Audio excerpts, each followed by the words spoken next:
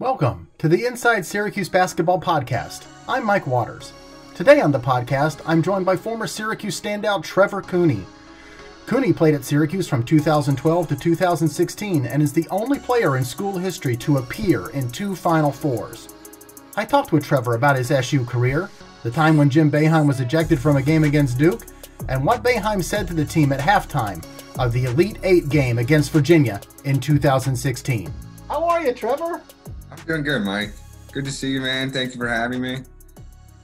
Oh, this will be great fun. The one thing I always associate with you is you're the only Syracuse player to actually play in 2 Final Fours. Mm-hmm. I mean, when you consider this program's history, and there's been a few Final Four runs, you played in both 2013 and 2016. You're the only guy in Syracuse history to play in 2 Final Fours. That's amazing. It is. It really is. I mean, when it comes to March in that tournament, getting hot at the right time and having a good group of guys and some great coaches definitely helps. And we were able to do that twice, which is unbelievable. Why don't we go ahead and we start out with them? Because I think it'd be kind of cool. In 2013, you were a redshirt freshman. Mm-hmm. You had a significant role, I would say, coming off the bench on that year's team. And you played in that Final Four game against Michigan. What was take me back to that tournament run, if you could. I mean, I think it started in the Big East tournament, really. We were playing okay towards the end of the year. And then we were able to win a couple games in that Big East tournament, which was awesome because it was our last, I'm pretty sure our last Big East tournament. We were able to beat Georgetown and then get to the finals against Louisville, and we were up 20-some in that Big East championship. And then the wheels kind of fell off a little bit for us. And then next, it was a close game, and then we were down. And then we lost it. And that one hurt. But, I mean, we kind of came together during that Big East run and then knew what kind of type of team we could. And I think that loss to Louisville might have helped us, really. And then we were able to get the 4 seed. And were we in the East? I want to say we were in the East. You went to San Jose first. And then you came back to Washington, D.C., where you played Indiana and Marquette. I remember that. Yes. So we were in the East, and we had an okay draw into it. And I remember getting to that Indiana game and just scouting them. I mean, that was a really, really good Indiana team that they had. And then we played Marquette. But, I mean, it was just a great group of guys. I mean, Mike Carr-Williams and Trish had an unbelievable year. They were great for us all season. James Sutherland was unbelievable. CJ Fair, Rock, I mean, we just had a great group of guys. I mean, I would come in and help defensively and give those guys, Mike and Trish, a break every once in a while.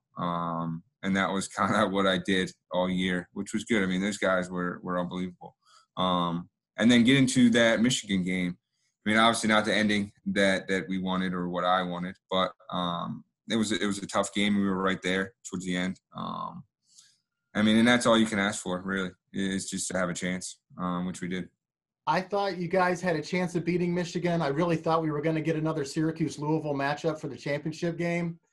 And then this guy named Spike Albrick comes off the bench, and I forget how many threes he made, but it was the kind of contributions you just don't expect to see the other team have. Other than that, you guys were down 1 with 40 seconds to go.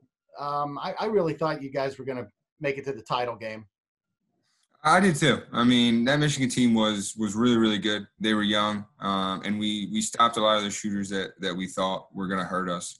And obviously Spike was one of them, but he came out and he made some tough ones against us. And that happens within the 2-3 zone. But, I mean, overall, I thought our defense that game was good. I thought we had a great plan going into it. But, I mean, came down to a couple possessions towards the end, and we just couldn't get it done. Was it a different feeling for you 4 years later when you were a senior, when you went back to the Final Four in 2016? Absolutely. I mean, that freshman year for me was I was still getting into it. I mean, I was a younger guy on the team. and look to those other guys for leadership as well. And then 4 years later, I was one of the captains on the team. I was older. I was playing 40 minutes a game, close to it. It was just a completely different role for myself going into the second Final Four than it was going into the first one. And I felt going into the second one, obviously I had one under my belt and a couple other tournament appearances. And I felt just fully prepared for that game and that moment that comes with it. So I was able to help guys out like Malachi and Tyler Lydon that have not been there before. That first run, it was great to get to the Final Four. Obviously it hurt to lose the way that we did. But it definitely helped myself become the leader that I was for that second run.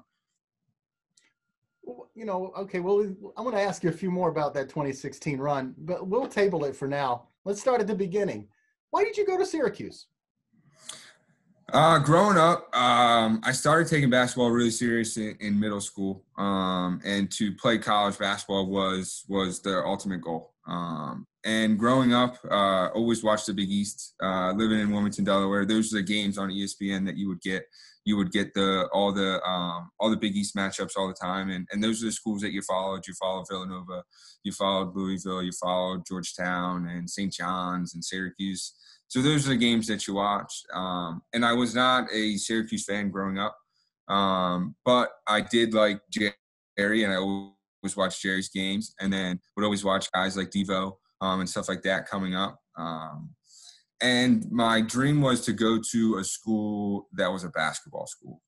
And there's only a handful of those in the country, like your Duke, your North Carolinas, your Kansas. And so that's where I always wanted to go. And then Syracuse calls, and then I head up to the Dome for a game, and I just fell in love with the place. I loved everything that Syracuse had as a program. I love the city and the fans and the people that supported it. It just seemed like the perfect spot, and especially for myself wanting to go to a basketball school and a great program. It fit everything. And I pretty much, I remember I told my parents on the way home that I was going to Syracuse.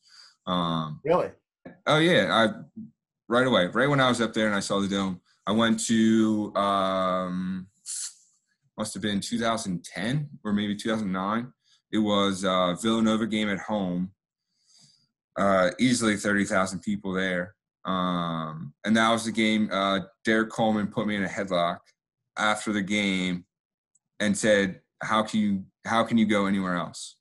Because he asked me, he calmly asked me what other schools were recruiting me. And obviously I grew up in Delaware. So, I knew Derek Coleman from the Sixers and stuff like that. So here I am talking to this guy, and I'm like, wow, man, he really cares. He's asking me some questions. And then he looks at me and goes, why the hell would you go anywhere else? And then he puts me in a headlock and goes, look around. This place is packed. And that was it. And obviously Derek Coleman is a pretty big guy. So it was a hell of a headlock. Well, now we know how Syracuse needs to go after all their key recruits. They just got to send Derek out there. Yeah, that definitely helps. Definitely helps. So you come to SU because Derek made you. You redshirted your freshman year. And a lot of guys resist the whole redshirt thing. Some guys have to be talked into it, and some guys can't be talked into it. You did it. And I thought it really helped you out your whole career. You don't go to the Final Four in 2016 if you're not a fifth-year senior. But what was that decision-making process like for you? Was it a tough decision? It was not when it came down to it. Obviously being recruited and going to Syracuse, it was always the 4-year plan, being a program guy, kind of trusting the process of it, looking at the big picture of things. And I know to come into college basketball and to make an impact as a freshman or a sophomore is a tough thing to do, especially at a program like Syracuse. And when I was being recruited, it was unsure whether a guy like Deion Waiters was going to be one and done or whether he was going to stick around. So Dion ends up sticking around. So, I mean, you add another body at the guard position. So I knew kind of when Dion stayed that I probably was not going to play much as a freshman. And if I did play, we were probably going to be up 20 or down 20. So when Coach came to me kind of at the start of the season and talked to me about it, I knew right away because, I mean, I've talked with my brother and my dad about the possibility of it. And it was kind of a no-brainer at the time. Because, I mean, I could see the writing on the wall with some of the guys, and especially during practice, that really my minutes were not going to be at high at all freshman year. And I knew that. And I was completely fine with taking a step back and taking that year off. And it was tough at first. I mean, obviously, you go to college to play and to be a part of the team. But I kind of trust the process of it with Hop and with GMAC. Just to get better and get stronger, and then to have that fifth year and the possibility of playing more. So I traded a year when I wasn't going to play at all for a year where I played probably 37, 38 minutes a game. So Yeah, make that trade any day. absolutely. I get it. Your sophomore year, redshirt sophomore year, 2014 season, that's the one where you guys started 25-0. Mm-hmm. And, a part of that 25-0 start was the Tyler Ennis shot at Pittsburgh. Mm-hmm. At that point in the season, what are you guys thinking? Are you thinking, yeah, we're going right back to the Final Four where we were a year ago? Or, I don't know, where were you guys at right about then? That was a fun year. That was a great group that we had. I mean, we had younger guys. We had guys that have been there for a couple of years. We had CJ, Bai that were seniors. So, I mean, we just had a great group and we played well. I mean, obviously coming into the year, a guy like Tyler was definitely heavily recruited, but wasn't a guy that was a guaranteed one and done, was up there for All-American, this and that. So he definitely surprised a lot. And you don't know what you're going to get out of a freshman point guard, really. So for him to come in and take that role on, I mean, he made us obviously who we were that year, as well as CJ. I mean, those guys were great for us. But, I mean, we just clicked. We just played well offensively as a group, and I think our 2-3 that year was really good. I mean, we had guys like CJ and Jeremy and Rock that could just get to any spot in that, and then Tyler, and Mike were really good up top in keeping people in front and contesting shots. And it was just a good group. And so, yeah, of course, those things come to mind when you start getting up into the 20s and O's, which we were. But we never lost. And so losing to Boston College at home towards the end of the year was tough for us because we just never had that feeling before. And we bounced back as best as we could, but that was a tough stretch for us. I mean, to go number one in the country for a while, to win the big games that we did and how we did it on the road, game winner in Pittsburgh, to beat Duke at home. I mean, those are some really, really big wins for us. And then towards the end, it was tough. It was tough for us to get back into it. And then we ran into a tough Dayton team that year. That was really, really good. They had a great plan against us, and we just did not play well that game. We can't escape that season without me asking you about the game down at Duke. And CJ goes baseline and, gets called for the charge with Rodney Hood, and Jim Boeheim gets tossed out, ejected, too technical. What was your perspective of the play, and then Coach Boeheim's reaction? It happened so fast to where I remember I was in the corner, and when CJ drove, I moved up, and then it was like an N1. I remember being like right around CJ to where it was like, we're going to take the lead here almost. And then it just all happens, and then you see the charge call, and then it felt like we probably weren't getting many calls. I think it was our first time in Cameron. And it just wasn't going our way that game, and I think Coach felt like he had to make a point. No one on our team felt like he crossed the line with it. He felt like he did what he had to do with it. And then it was a tough game. It really was. But I mean, obviously it was a block and it was an N1, and everyone knows it. So, but yeah, it was fun and interesting to be a part of. I've never been a part of something like that, where it just swung a complete different way within seconds. What But was yeah, what was it like in the locker room after, or even on the bus or whatever? I mean, Jim Boeheim never been tossed out of a regulation game before. Yeah, I mean, you don't toss Boeheim out of a game. But I mean, it was unbelievable, is what it was. Because obviously you're at the mecca of college basketball. You're playing your first game there, and you think you can get away with a win, which is one of the toughest places to get a win in college basketball. So you're right there, and then all of a sudden you have that ending, and it was just kind of a that didn't happen moment type of a thing. And it definitely took a day or so for that all to settle in, to understand kind of what happened at that time, because it was unbelievable. And of course, now that's been turned into a meme. Jim Boeheim with the jacket half off is maybe one of the most popular memes in Syracuse basketball history. Absolutely. It's got to be up there. The next year, 2015, the one thing that stands out to me in 2015 is, that's the year the NCAA's investigation is coming down, and the school put the self-imposed ban on the program, I don't know, somewhere around late January, early February. And I always felt really bad for Rakeem Christmas, because he was the big senior on that team, and a self-imposed ban means you're not going to the tournament. And I know you and Rakeem were close. You guys played AAU ball together and came to Syracuse in the same class. What was your reaction? What was some of the players' reactions to that self-imposed ban when it happened?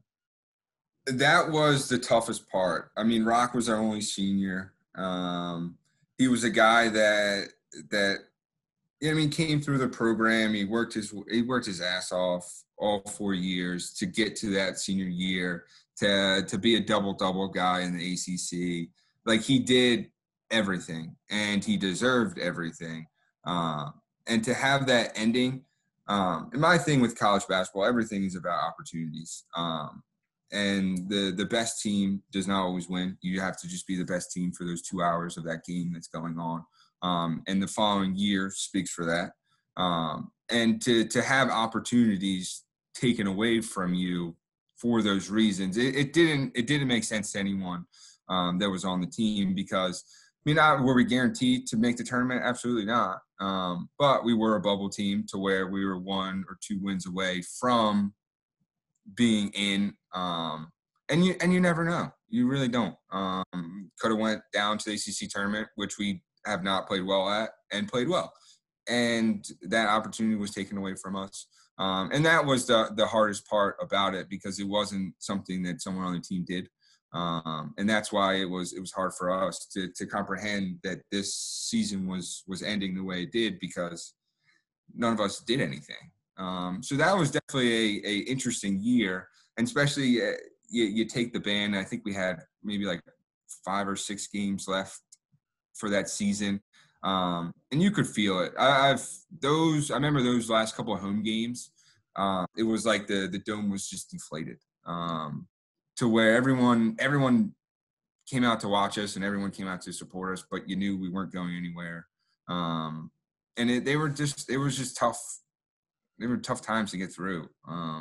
It really was. It was a weird feeling with that year just ending, because at Syracuse you go there to have an opportunity to play conference tournaments and NCAA tournaments, and to have all of it just end was very strange. Let's move on to a happier subject. Your senior year, 2016. Mm-hmm. We got to jump right to the tournament, man. I mean, first round, you get a shot at the team that knocked you out a couple years before. Mm-hmm. Kind of sweet, right? You beat Dayton? It was, and it was kind of reversed. We were the 10 seed, they were the 7 seed. They were the higher seed coming into it. And that was a game that I really wanted, because it felt like Dayton got us when we really had a chance. So that one really stood out to me. And it's kind of funny how things work sometimes, and you get the draws that you get. But we played really, really well that game. And that was a year where it was a complete roller coaster. Didn't really know going into the year what we were going to be. We had Mike and I, and then we had a bunch of young guys, and really had no idea, but those young guys could really, really play. And Mike was so solid for us all year. I mean, he had, one of the better years that I've seen, really. And so, we just put it together. We were a team that just kept fighting and kept staying in games and kept figuring out ways. And we learned a lot throughout that year. We had games where we had leads and we lost it. We had games where we were down and got back in. We had a couple games at the end where we were able to plays and win. So that team went through it all during that course of that year. And I know that's not easy on fans, but when it comes to the team and some of the other things, you have to go through those experiences to learn. And then hopefully come tournament time, you can feed off those things and they help you. And for us, it really did. We were able to come together as a group and learn a lot. So when the tournament came, we just went out and played. And our defense during that time was really, really good. So we were able to get Dayton back and beat them and move on. And Michigan State was the 2 seed in that tournament, which I watched all year long. They had a really, really good team, and a team that could really, really shoot the ball. So I know once we beat Dayton, it was kind of on to Michigan State. I think that game they might have played first. No, Michigan State played after you, and the only reason I know that is I was writing my game story from your win over Dayton, and I'm in the media workroom, and we're looking up at the TVs, and we keep hearing the crowd noise from the arena, and we're like, what's going on out there? And we looked up at the TV screen, and we saw a score that Middle Tennessee State was ahead. And we ran back out to our seats because all of a sudden, we thought Michigan State was going to wipe the floor with Middle Tennessee, and you guys were going to end up playing Michigan State. And then all of a sudden, we wanted to see the end of the game. So I remember running back out there. Yeah, Michigan State, they were the favorite to win it all that year. I'm almost positive. Yeah, no, I remember that game. Middle Tennessee State, they made a lot of shots and had some shooters on the team. So I knew once we started to scout them a little bit, you knew that they were not your average middle of the pack team. They were a good team. They had a lot of wins that year, winning their conference. Had some older guys on the team. They were a very talented team. I remember the next day I was reading an article in the paper, and it was, I forget the player that said it, but I remember he was saying how they were going to beat us because we played the 2-3 zone and that they played well against zones and could easily figure it out. And I knew right then that this team was going to struggle against us. And they did. If you go back and watch that game, they just passed the ball around. They had not a clue in the world what to do on offense against it. And a lot of teams, if you look back at some players that have said that about the 2-3 zone, those guys do not play well, and those teams do not play well against it. And so, we were able just to roll over them, really, and get to that Sweet 16, which was Gonzaga, who I thought we were going to play in the Bahamas in the beginning of the year, but I think they ended up losing to somebody. Well, but they were a really good team. They were a team that was not an 11 seed. Right. Yeah. That Gonzaga game, Trevor, if Eric Devendorf has the most famous shot that wasn't in Syracuse history with the shot that was disallowed in 2009 at the Big East tournament, you have the most famous steal that wasn't. At the very end of that Gonzaga game, you rotated over and you got a steal right on the baseline that was basically going to clinch the game. You guys were ahead. They were going to have to foul, obviously. But Mm-hmm. you were called for stepping on the end line for being out of bounds. Yeah. I mean, in 2-3, you have your rotations and you have your stuff that in your position, those are spots that you have to get to. And that is a rotation that we at Syracuse work on almost every day. When you see it go opposite baseline, that other guard, you sprint corner because that's the pass that you have to take away. So when I saw it, I knew that I had to get to that corner, which I did, and made that play. And then the guy from half court calls me out, which I had no idea, because once I called it, the guy from Gonzaga, his arms just came down on me, and I fall out. And in my head, I'm like, all right, let's calm down. Let's go knock these foul shots down. And then I look up, and he's pointing the other way. And I was like, there's absolutely no way, because I remember I looked down at my feet, and I saw my feet were in. And I just didn't believe it. So then it's like, all right, let's get a stop. And then you move to defense now when you thought you were going to the foul line. So we moved to just get a stop, and that's all we really wanted to do. I mean, you're right there. You're seconds away from getting to Elite Eight with another chance. So it just moved on to getting a stop, and then Tyler Lydon makes an unbelievable block at the foul line.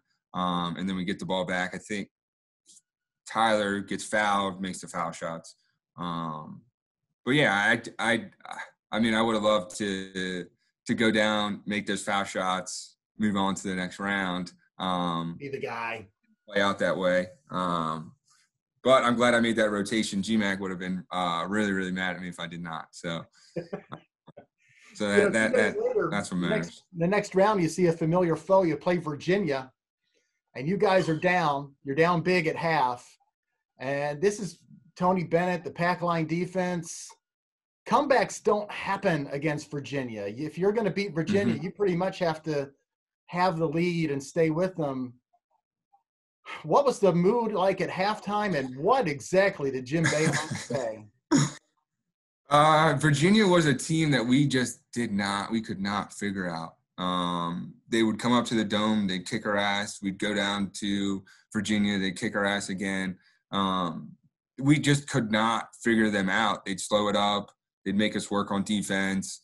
They were a good defensive team. They played slow. They had a great group, Brogdon. They were tough to play against. And you get to that spot, and I'm like, all right, well, we can definitely get them here. Here we are. And then you go into halftime, and you're down 20. And I remember sitting at halftime and just looking around, and it was just kind of like, man, like, this team has just got our number. We're down 20. We've made a good run here. And Boeheim came in, and he was like, this is what we're going to do. We're going to slowly get back into it. We're on defense, and then we're going to press, and we're going to press early. And that's what he said, and that's exactly what happened. We were able to chip away at it a little bit, and then I think we started the press with like 12 minutes. It was, I mean, normally we press under 6 minutes, under 4 type of thing. But to scramble that early was not something that we would normally do. But I mean, that press has worked for us in the past, and during that year it worked for us a couple of times. So we just wanted to speed them up. And looking back at some of the stats that came from that game, where, I mean, I think Tony Bennett and Virginia were like something and 0 when leading at the half by a certain amount. They don't have certain turnovers, and we did all of that to them. And we were able to make some shots, and then next thing you know, I remember I was so exhausted because we were just pressing the whole entire time. And I remember like looking up at the scoreboard being like, oh my God, we're a couple possessions from being back in this. And then Malachi makes a couple shots, and next thing you know, you have the lead. But I remember I think we got the lead with like 7 or 8 minutes. Like we were kind of back into it. And that's a lot of time. Right. And we were able to stay with it. It was an unbelievable game, one of the better games that I've ever been a part of. to be down that much to a number one seed and a team that you've never beat, and to come back and beat them. I mean, it was unbelievable, especially the way that we did it. Is that the most memorable game in your Syracuse career? I would say so, yeah. Just to beat that talented of a team, down 20 at half, just to come back and the way that we did it. And it took effort from everyone, really. I mean, everyone made plays, offensive and defensive plays, to really do it for us. Well, I got to tell you, it's one of the most memorable games I've ever covered, and it was pretty amazing. Mm-hmm. And the Malachi Richardson three-pointer over Malcolm Brogdon that happened right in front of where I was sitting when Malachi rings the ball up, and Malcolm actually got his hand on the ball, but Malachi kept a hold of it somehow and made the shot, made a three after having the ball hit on the way up. I don't know how you do that as a shooter. Mm-mm. It was a hell of a game. It was. I mean, Malachi was someone that we trusted and had a lot of confidence in, and he had a lot of confidence in himself to go out and make plays. And he had games where he would go out and score and shoot the ball well. So none of us were too surprised by the way that he played that game. But yeah, he made some unbelievable shots and some unbelievable plays to get us back in. Before we wrap it up here, what are you up to these days? So I am I'm back home in Wilmington, Delaware. I've been back for the last couple of years. I was overseas for 2 years and I came back, and I just was not sure if I wanted to head back over and continue to play. So I started looking for jobs elsewhere. I am always been big into development and real estate, and that led me to a Buccini and Poland group, which is a big development group within Wilmington, Delaware. They have a lot of properties and a lot of projects all over the state, and also in Jersey, New York, Maryland. So it led me to that. I got an interview with them, and then they told me about one of the newer projects that they had tied in with the 76ers. And it is the 76ers field house they were building in Wilmington, Delaware. So they were looking for a team to help run that building. And I kind of fit what they were looking for in terms of I had a basketball background, younger guy in sports. So they offered me a job where my job here at the field house is events and programming for the courts part. So my job is to keep our arena and our courts busy throughout the year. And then we have our tenants within the building.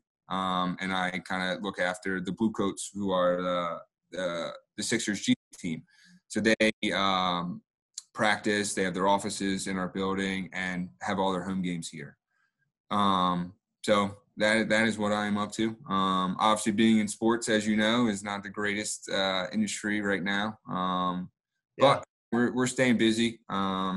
It's definitely tough times with the different state restrictions that are on. So we can't do everything that we have done in the past. And the G League is not playing right now. So the Blue Coats are not in and not playing, which is tough. But we're staying busy with youth leagues and youth development stuff on all different sports. So it's been good. Been an interesting last 8, 9, 10 months. But hanging in there. Well, good. Please do continue to hang in and stay safe and everything. Absolutely. But listen, man, it's been such a pleasure having you on the podcast. It's great to just kind of catch up with you. It's been a little while. Absolutely, man. You're definitely one of my favorite up there. So it's great to stay in touch with you. Well, listen, you be good, and thanks again for joining me on the podcast. Absolutely, Mike. Thank you, man.